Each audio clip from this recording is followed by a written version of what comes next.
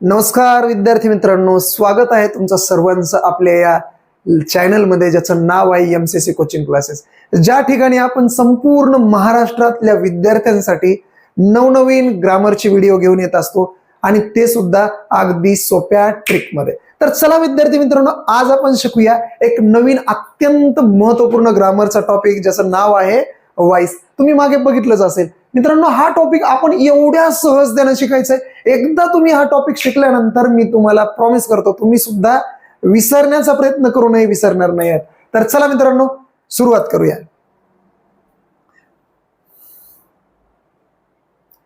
मित्रांनो, सर्वात अगोदर आपल्याला समजून घ्यावं लागेल वॉइस आहे काय. तर मित्रांनो, वॉइस बघा काय आहे. Voice tells us whether the subject does the action और रिसीव्स द ऍक्शन. म्हणजे सोप्या भाषेमध्ये मित्रांनो लक्षात घ्या, वॉइस काय आहे. वॉइस आपल्याला फक्त सांगायचं काम करतो की आपल्या वाक्यातला सब्जेक्ट ऍक्शन करतो की आपल्या वाक्यात आलेला सब्जेक्ट हा स्वतःवर कोणीतरी त्याच्यावर ऍक्शन करतं. एवढंच वॉइसचं डेफिनेशन आहे मित्रांनो. तुम्हाला जर समजलं असेल तर चला आता पुढे जाऊया. मित्रांनो, यानंतर आपल्याला समजून घ्यायचं आहे की ऍक्टिव्ह वॉइस मधून पॅसिव्ह वॉइस मध्ये आपल्याला वाक्य कन्वर्ट करायचं असेल तर त्यासाठी कुठले रूल आहेत. अत्यंत सोपे रूल आहेत मित्रांनो. सर्वात पहिल्यांदा आपल्याला ऑब्जेक्ट घ्यायचा आहे. नंबर 2 ला आपल्याला हेल्पिंग वर्ब घ्यायचा आहे. त्यानंतर मित्रांनो बी, बीइंग, बीन आणि त्यानंतर third form of the verb म्हणजेच क्रियापदाचं तिसरं रूप घ्यायचं आहे. त्याचबरोबर घ्यायचंय आपल्याला बाय आणि सर्वात शेवटचा जो रूल आहे तो आहे मित्रांनो ऑब्जेक्टिव्ह केस ऑफ सब्जेक्ट.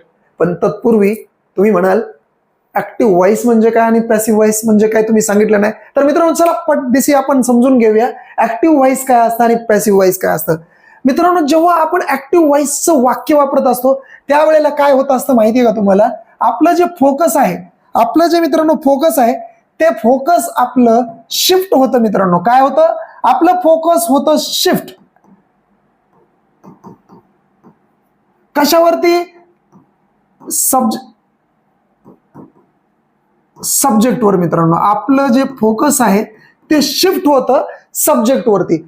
आणि जेव्हा आपण पॅसिव्ह व्हॉइसचा वापर करत असतो मित्रांनो तेव्हा आपलं फोकस हे ऑब्जेक्टवर होतं. म्हणजेच या ठिकाणी लिहितो मी की focus shifted to the object. म्हणजे नक्की काय रे. मग थोडक्यात मी एक वाक्य सांगतो तुम्हाला. श्रीरामानं रावणाला मारलं. या वाक्यामध्ये ऑब्विसली श्रीराम यावरच आपलं फोकस जात आहे कारण ऍक्शन करणारे श्रीराम आहेत. आणि दुसरं एक वाक्य सांगतो तुम्हाला, रावणाला श्रीरामाद्वारे मारल्या गेलं. मित्रांनो या वाक्यात मात्र रावणाला आपण वाक्याच्या सुरुवातीला घेतलंय म्हणून फोकस आपल्या सर्वांचं जातं ते रावणावर. आणि म्हणून मित्रांनो हाच फरक आहे. ऍक्टिव्ह वॉइस घेताना आपण आपलं पूर्ण फोकस हे सब्जेक्टवर फोकस करत असतो आणि पॅसिव्ह वॉइस वापरत असताना आपण आपलं पूर्ण फोकस हे ऑब्जेक्टवर फोकस करत असतो. मित्रांनो आता हे सगळे रूल्स तुम्हाला समजून घ्यायचे आहेत. रूल्स समजल्याशिवाय आपल्याला काय ऍक्टिव्ह वॉइसचं वाक्य पॅसिव्ह वॉइस मध्ये करता येणार नाही. आणि म्हणून सगळ्यात पहिल्यांदा आपण समजून घेऊया. चला तर मित्रांनो आता आपण रूलला समजून घेऊया. बघा जरा रूल नंबर 2 तुम्हाला दिसत असेल. काय आहे रूल नंबर 2, हेल्पिंग वर्ब. आता हेल्पिंग वर्ब आपल्याला समजून घेणं अत्यंत गरजेचं आहे. का अत्यंत गरजेचं आहे, हेल्पिंग वर्ब म्हटल्यावर हेल्पिंग वर्बची संख्या आहे जास्त. कुठलं नक्की घ्यायचंय, मग ते कसं आपल्याला निवडायचं या ठिकाणी मी समजून सांगतो.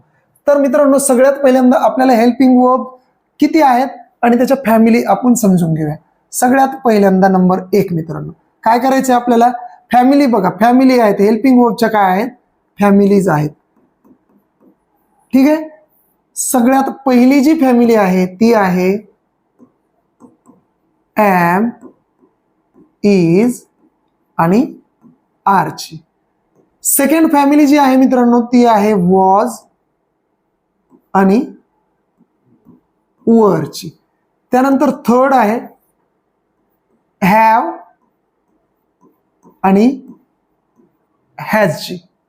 त्यानंतर मित्रांनो शेवटची फॅमिली आहे ती म्हणजे हॅड ची. ह्या 4 फॅमिली तुम्हाला पाहायला मिळतील. एम, इज, आर, वॉज, वर, हॅव, हॅज आणि हॅड. पण एवढीच हेल्पिंग वर्ब आहेत का? तर नाही, अजूनही हेल्पिंग वर्ब आहेत. कुठली हेल्पिंग वर्ब आहेत ती? तर ती हेल्पिंग वर्ब आहेत मॉडेल वर्ब. कुठले आहेत? Model helping verbs. Model helping verbs कुठले आहेत? तर ती आहेत शाल, त्यानंतर आहे विल, त्यानंतर आहे शुड, नेक्स्ट आहे कॅन, त्यानंतर आहे मे, माइट आणि मस्ट. ही आपली आहेत मित्रांनो हेल्पिंग वर्ब. म्हणजे पूर्ण हेल्पिंग वर्ब या ठिकाणी संपलेली आहेत.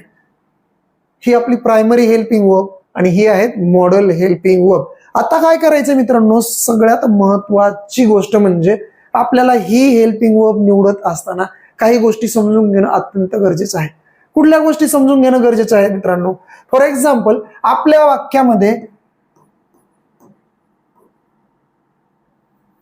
वाक्यामध्ये मित्रांनो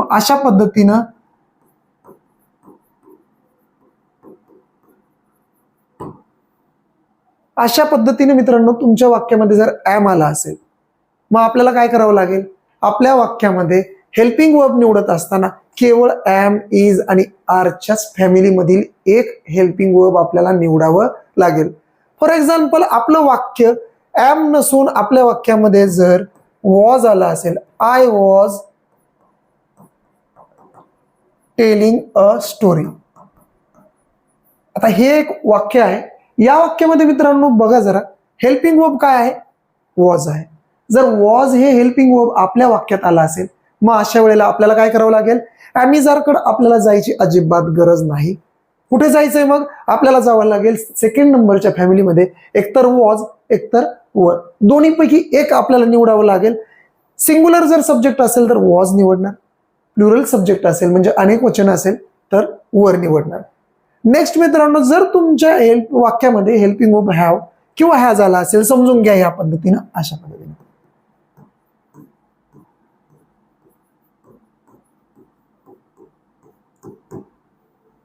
या वाक्यामध्ये तुम्हाला काय हेल्पिंग वर्ब दिसते? हॅज. मग आता या वाक्याचं पॅसिव्ह वॉइस करायचं असेल, हेल्पिंग वर्ब आपल्याला निवडायचं असेल तर काय करावं लागेल? या फॅमिलीमध्ये आपल्याला यावं लागेल. हॅव किंवा हॅज या दोन्हीपैकी एक योग्य ते निवडावं लागेल. जर का आपलं सब्जेक्ट सिंग्युलर असेल तर हॅज निवडावं लागेल आणि आपलं सब्जेक्ट प्लुरल असेल तर मित्रांनो आपल्याला हॅव निवडावं लागेल. आणि मित्रांनो, जर तुमच्या वाक्यामध्ये हे शेवटचं हेल्पिंग वर्ब म्हणजे हॅड जे दिसतंय हे आलं असेल, तर अशा वेळेला मात्र कुठल्याही पद्धतीचा विचार न करता अगदी डोळे झाकून, नाही डोळे उघडे ठेवून तुम्हाला काय करावं लागेल? जशास तसं हॅड हे हेल्पिंग वर्ब घ्यावं लागेल. एवढं सोपं आहे. आता हे जर तुम्हाला समजलं असेल तर येऊया आपण model helping verb. Model helping verb मध्ये मित्रांनो पहा, जर तुमचं शाल हे हेल्पिंग वर्ब वाक्यात आलं असेल जशास तसं, विल आला असेल तरी जशास तसं. थोडक्यात काय, तर मॉडेल हेल्पिंग वर्ब पैकी कुठलंही वर्ब तुमच्या वाक्यामध्ये आला असेल तर कुठलाही विचार न करता थेट जे ऍक्टिव्ह व्हॉइस मध्ये हेल्पिंग वर्ब आले तेच तुम्हाला पॅसिव्ह व्हॉइस मध्ये सुद्धा घ्यायचं आहे. नेक्स्ट, आता हे जर का तुम्हाला समजलं असेल मित्रांनो, तर आता पुढचा जो रूल आहे आपला बीइंग किंवा बीन, या ठिकाणी मी बीन करतो.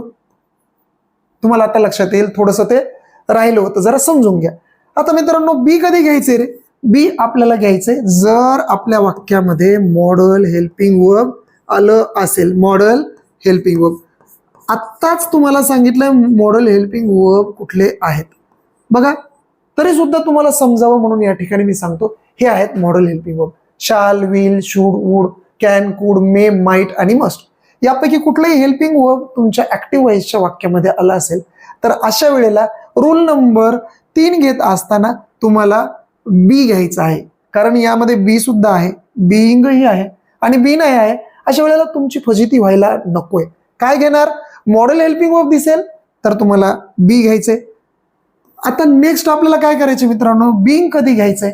जर तुमच्या वाक्यात आयएनजी आलेलं असेल अशा वेळेला मित्रांनो आपल्याला घ्यायचे बीइंग. समजा तुम्हाला आयएनजी ही पटकन सापडत नसेल किंवा तुमचं लक्ष जात नसेल तर तुम्ही काय करणार? तुम्ही हेल्पिंग वर्ब सुद्धा चेक करू शकता मित्रांनो.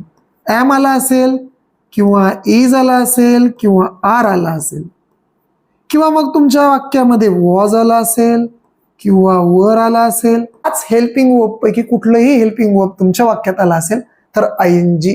तर अशा वेळेला तुम्ही काय करू शकता, बीइंग हे हेल्पिंग वर्ब तुम्ही निवडू, बीइंग हे हा जो तिसरा रूल आहे, आपण या तीन पैकी बीइंग हा शब्द आपण निवडू शकतो.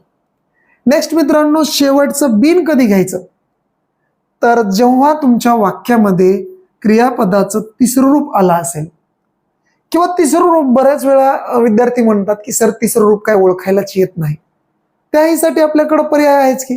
काय करणार आपण, आपल्या वाक्यामध्ये बघा जरा हॅव आहे का, हॅज आहे का, किंवा मग हॅड आहे का. जर यापैकी कुठलंही एक हेल्पिंग वर्ब आपल्या वाक्यामध्ये आला असेल तर आपल्याला अगदी बिनधास्त होऊन हा बीन शब्द घ्यायचा आहे. आता सगळ्यात महत्वाचं बरं का, हे विसरू नका. जर मित्रांनो हेल्प, इकडे मी लिहितो, इकडे जरा लक्ष द्या. जर का अशी परिस्थिती निर्माण झाली, काय परिस्थिती निर्माण झाली आपल्या वाक्यात, जर दिलेल्या वाक्यात म्हणजेच काय ऍक्टिव्ह वॉइसच्या वाक्यात, दिलेल्या वाक्यात हेल्पिंग वर्बच नसेल, काय नसेल, दिलेल्या वाक्यात हेल्पिंग वर्ब नसेल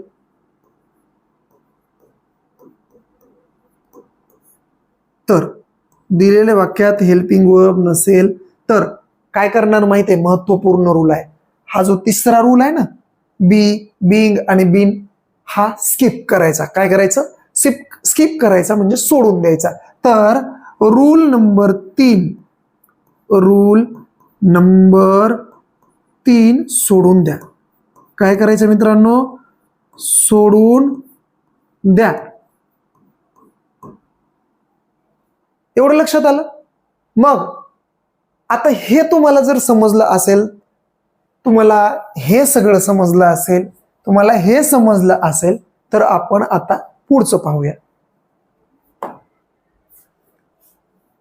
आता मित्रांनो हा जो रूल आहे, रूल नंबर 6 दिसत असेल तुम्हाला, ऑब्जेक्टिव्ह केस ऑफ सब्जेक्ट. म्हणजे शेवटी आपल्याला ऑब्जेक्टिव्ह केस घ्यायची आहे ना सब्जेक्टची. मग सब्जेक्ट जर तुमचा आय आला असेल तर काय करणार मित्रांनो, तुम्ही मी घेणार. जर सब्जेक्ट तुमचा वी आला असेल तर ऑब्विसली काय घेणार आपण, अस. यू आला असेल तर तुम्ही यू जशास तसं घेऊ शकता. ही आला असेल तर हिम घ्या. शी आला असेल तर हर घ्या. इट आला असेल तर इट ॲज इट इज घेऊ शकता तुम्ही. त्यानंतर दे जर आला असेल तर देम घ्यायचे. आणि समजा हे महत्वाचं आहे, एखाद्या वाक्यामध्ये नाउन आलेलं आहे, राम, श्याम, घनश्याम, धोंडीबा, सोंडीबा, कोंडीबा, कुठलंही एखादं नाव आलं असेल, अशा वेळेला काय करणार तुम्ही, ते नाव जशास तसं घेणार. ठीक आहे. हे जर का तुम्हाला समजलं असेल तर मित्रांनो आपण जाऊया पुढे. हे बघा इकडं थोडंसं हे वाक्य मी ऑलरेडी या ठिकाणी लिहून घेतलेले आहेत, ते तुम्हाला समजून मी अर्थातच सांगणार आहे. आता बघा हे जे सेंटेन्स आहे, I play cricket every day, हे एक एक्झाम्पल आहे. ऑलरेडी मी सोडवलेत पण मी तुम्हाला समजून मात्र निश्चितपणे सांगणार आहे. काय करायचं मित्रांनो, रूल आपले सगळ्या या ठिकाणी आपण पाहिलेले आहेत. पहिला रूल आहे आपला, ऑब्जेक्ट घ्यायचा आहे. मग आपल्याला ऑब्जेक्ट समजणं फार गरजेचं आहे. या वाक्यामध्ये बघा बरं, I play cricket every day, या वाक्यामध्ये आय जो शब्द आहे, हा जो पार्ट दिसतोय ना तुम्हाला, हा शब्द आपल्याला ऍक्शन करतोय कोण हे सांगतं, म्हणून याला आपण सब्जेक्ट म्हणतो. याला काय म्हणतोय मित्रांनो आपण, सब्जेक्ट. आता हा जो दुसरा शब्द दिसतोय ना मित्रांनो, प्ले, हा शब्द आपल्याला सांगतोय की मी कुठली क्रिया करतोय, म्हणजे ऍक्शन काय करतोय. आणि म्हणून आपण या शब्दाला काय म्हणतो मित्रांनो, वर्ब. काय म्हणतो याला, वर्ब म्हणतो, म्हणजेच क्रियापद. आता उरलेला हा तिसरा पार्ट दिसतो ना मित्रांनो, काय असेल बरं, हे थोडस सोपं करतो.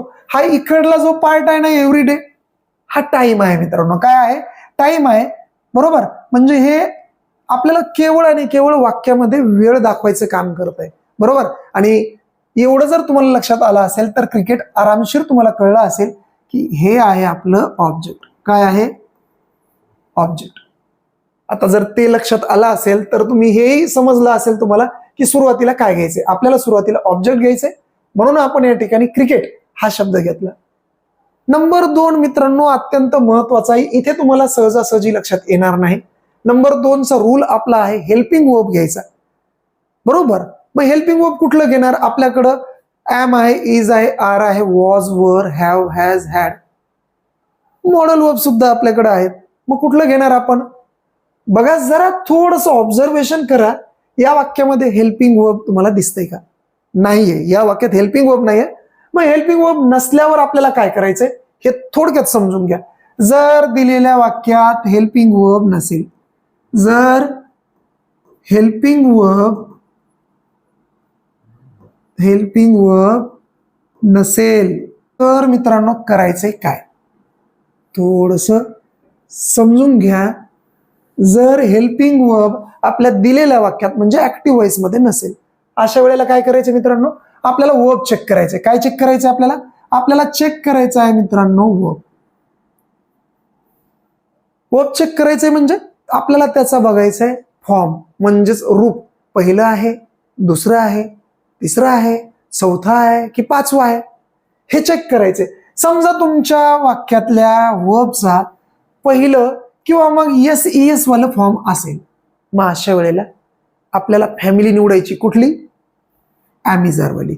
एकतर तुम्ही एम, एकतर इज किंवा आर, या तिन्हीपैकी जे योग्य असेल, म्हणजेच आपल्या सब्जेक्टला जे सुटेबल असेल ते तुम्ही यापैकी निवडू शकता. आता पहा, जर मित्रांनो तुमचं वर्ब हे सेकंड फॉर्म मध्ये असेल, मित्रांनो काय असेल तुमचं वर्ब सेकंड फॉर्म मध्ये जर असेल तर काय करणार मित्रांनो तुम्ही, अशा वेळेला तुम्ही हेल्पिंग वर्ब एकतर वॉज निवडणार किंवा मग वर निवडणार. या दोन्हीपैकी एक जे सुटेबल असेल. सुटेबल म्हणजे मगासपासून तुम्ही ऐकत असाल सुटेबल, सर आम्हाला कळतच नाही सुटेबल कसं निवडावं. अरे मित्रांनो बघा, आय जर असेल तर एम घ्या, तुमचा सब्जेक्ट ही किंवा शी किंवा इट किंवा कुठलंही एक वचन. मी या ठिकाणी एक वचनासाठी सिंग्युलर म्हणजे यस आणि नाउन म्हणजे एन अशा पद्धतीने टाकतोय. यापैकी जर कुठलाही सब्जेक्ट असेल तर तुम्ही घ्या इज. जर तुमचा सब्जेक्ट वी असेल, दे असेल, यू असेल किंवा मग अनेक वचन म्हणजे प्लुरल साठी पी आणि नाउन साठी मित्रांनो काय एन, अशा पद्धतीने जर असेल तर तुम्हाला काय निवडायचंय, या ठिकाणी घ्यायचंय तुम्हाला आर. काय घेणार मित्रांनो, आर निवडणार तुम्ही. काय निवडणार, आर. समजतंय तुम्हाला. जर हे लक्षात आलं असेल तर आता वॉज वर म्हणजे दुसरं रूप असताना काय निवडायचं, हे सगळं जे दिसतंय ना तुम्हाला मित्रांनो, हे तुमच्या वाक्यात जर V1 किंवा V5 दिलेलं असेल तर हे हेल्पिंग वर्ब घ्या, ते सुद्धा सब्जेक्टच्या अकॉर्डिंग. जर V2 असेल म्हणजेच क्रियापदाचं दुसरं रूप दिलेलं असेल, अशा वेळेला काय करायचंय, जर तुमच्या सब्जेक्ट आय असेल किंवा ही असेल, शी असेल, इट असेल किंवा आपल्या वाक्याचं सब्जेक्ट जर का सिंग्युलर नाउन असेल, अशा वेळेला मित्रांनो आपण काय करणार बरं, आपण घेणार वॉज. जर आपले सब्जेक्ट्स वी, दे, यू किंवा मग अनेक वचन म्हणजे पी म्हणजे प्लुरल, एन म्हणजे नाउन, असं काही जर असेल तर अशा वेळेला निवडणार वर. मला वाटतं ह्या सगळ्या गोष्टी क्लिअर झाल्या. V1 किंवा ES असेल अशा वेळेला तुम्ही काय निवडणार, एम, इज, आर ही फॅमिली. आम्ही जर फॅमिली निवडत असताना सुद्धा लक्षात घ्यायचे, आय साठी एम घ्या, ही, शी, इट आणि सिंग्युलर नाउन असेल तर इज घ्या, वी, दे, यू आणि प्लुरल नाउन असेल तर अशा वेळेला आर घ्या. क्रियापदाचं दुसरं रूप म्हणजेच वर्बचं सेकंड फॉर्म दिलेला असेल मित्रांनो तर फॅमिली निवडायची वॉजवर. वॉजवरही निवडत असताना काय करणार, आय असेल, ही असेल, शी असेल, इट असेल किंवा सिंग्युलर नाउन असेल तुम्ही निवडणार वॉज. V2च आहे पण तुमच्या वाक्याचा सब्जेक्ट वी, दे, यू किंवा कुठलंही प्लुरल नाउन म्हणजेच अनेक वचन. अनेक वचन म्हणजे काय, एकापेक्षा जास्त लोक ऍक्शन करतायत असा दाखवणारा शब्द असेल तर काय निवडणार वर. हे तुम्हाला कळलं असेल अशी अपेक्षा करतो. आणि हे जर कळलं असेल तर आता सरळ आपण काय करूया, वाक्याला समजून घ्यायचा प्रयत्न करूया पुन्हा एकदा. पहा, आपलं ऑब्जेक्ट आहे क्रिकेट म्हणून घेतलं मी क्रिकेट. आता या वाक्यामध्ये नाही आहे हेल्पिंग वर्ब, जे की आपला दुसरा रूल आहे. म्हणून आपण काय करणार, इथे सांगितल्याप्रमाणे क्रियापद चेक करणार म्हणजे वर्ब चेक करणार. वर्ब आहे प्ले, कुठल्या फॉर्म मध्ये आहे, ते आहे आपलं फर्स्ट फॉर्म मध्ये. कुठल्या फॉर्म मध्ये आहे, फर्स्ट फॉर्म मध्ये. फर्स्ट फॉर्म मध्ये असल्यामुळं पाहू शकता तुम्ही इकडे आपल्याला निवडायचे एम इज आर फॅमिली, म्हणून आपण निवडणार एम इज आर फॅमिली. पण प्रश्न पडलाय त्यातलं कुठलं, बघा इथे लिहून दिलंय आपला ऑब्जेक्ट आहे क्रिकेट. क्रिकेट मित्रांनो दोन कधी ऐकले का, 2 क्रिकेट 3 क्रिकेट 4 क्रिकेट नाही, क्रिकेट नेहमी एक असतं. म्हणून आपल्याला निवडायचं आहे सिंग्युलर नाउन असल्यावर निवडायचे इज. म्हणून या ठिकाणी आपण काय निवडणार आहोत, इज. म्हणून या ठिकाणी मी घेतलेलं आहे इज. तिसरा नियम मित्रांनो मी मगाशीच सांगितलं. तिसरा नियम काय आहे, बी, बिंग आणि बीन. पण मी मगाशी सांगितलेलं तुमच्या जर आठवणीत असेल तर, जर का तुमच्या वाक्यामध्ये हेल्पिंग वर्ब नसेल तर आपल्याला तिसरा नियम सोडून द्यायचा आहे. मग थेट आपण उडी मारणार चौथ्या रूलवर. चौथा रूल आहे क्रियापदाचं तिसरं रूल म्हणजे third form of the verb. Third form of the verb काय आहे रे प्लेचं, ते आहे प्लेड. म्हणून आपण या ठिकाणी प्लेड घेतलं. नेक्स्ट रूल आहे बाय, म्हणून घेतलं बाय. आणि शेवटचा रूल जो आहे तो आहे ऑब्जेक्टिव्ह केस ऑफ सब्जेक्ट. आणि मगाशीच तुम्ही पाहिलं असेल आयची ऑब्जेक्टिव्ह केस आहे मी. काय आहे आयची ऑब्जेक्टिव्ह केस, मी. अशा पद्धतीने आपल्याला ऍक्टिव्ह व्हायचं वाक्य पॅसिव्ह मध्ये करायचंय. दुसरं सेंटेन्स बघा, शी इज कुकिंग डिनर. या वाक्यामध्ये आपला सब्जेक्ट आहे शी, आपला सब्जेक्ट काय आहे, शी आहे. इज हेल्पिंग वर्ब आहे, कुकिंग मेन वर्ब आहे आणि डिनर हे आपलं ऑब्जेक्ट आहे. आपला रूल काय आहे मित्रांनो, जर का तुम्हाला रूल लगेचच लक्षात येत नसतील तर तुमच्या मदतीसाठी मी रूल सुद्धा या ठिकाणी लिहू शकतो. आपण काय करूया मित्रांनो, थोडेसे रूलच लिहूया म्हणजे तुम्हाला अगदी सहजतेनं त्या गोष्टी लक्षात येतील. ठीक आहे, मी या ठिकाणी रूल लिहून टाकतो.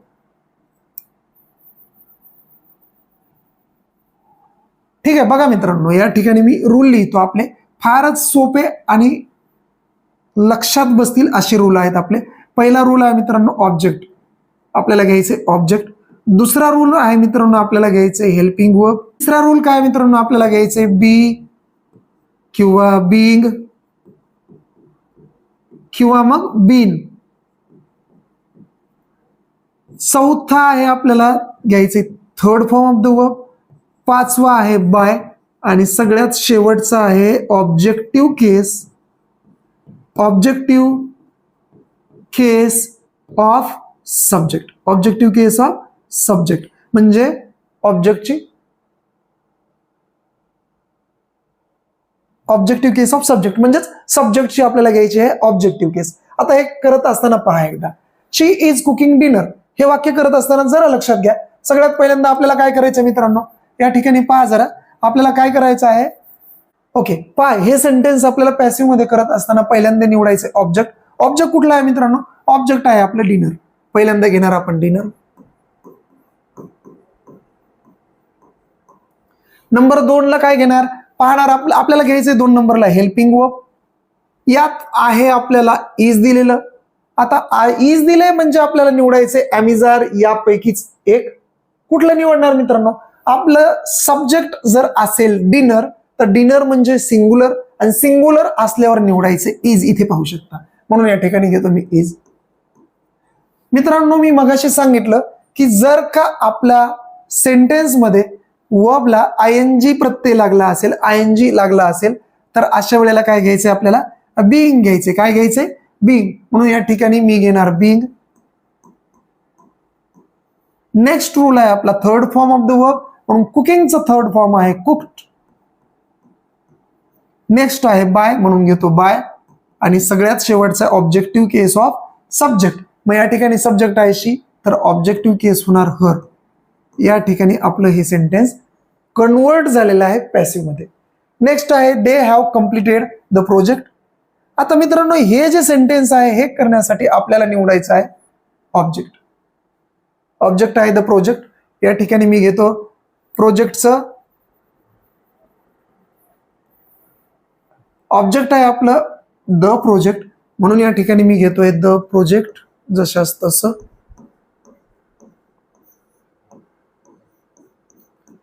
नेक्स्ट मित्रांनो आलेला आहे आपल्या वाक्यामध्ये हेल्पिंग वर्ब हॅव.